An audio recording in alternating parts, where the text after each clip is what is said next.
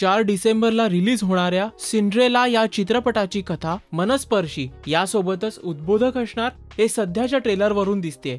बालकलाकारांचा सहज सुंदर अभिनय सोबतच त्यांनी म्हटलेले संवाद हे शेवटपर्यंत प्रेक्षकांना विचार करायला लावणारे ठरतायत। चोरी किंवा वाममार्गाने पैसे मिळवण्यापेक्षा कष्ट करून आयुष्य घडवावं असा आशय चित्रपटाच्या कथेतून मांडलेला दिसून येतोय।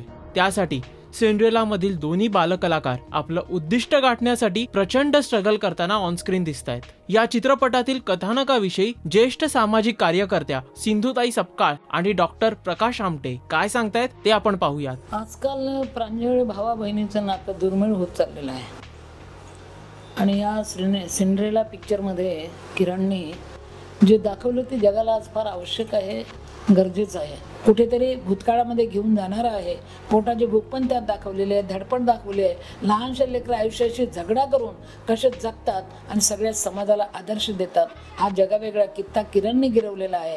आदिवासींमध्ये जेव्हा आई मरते काही कारणाने असेल, रक्तस्राव झाला असेल किंवा बाळांतरोग असेल, तेव्हा त्या नवीन नवजात बाळाचं जगणं अशक्य असतं।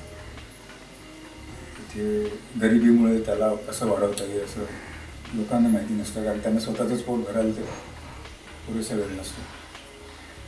शहरात गेल्यावर आपण चौकात गाड्या थांबतो किंवा लहान लहान मुलं धावत तिथं भीक मागतात, तेव्हा अशा विषयावर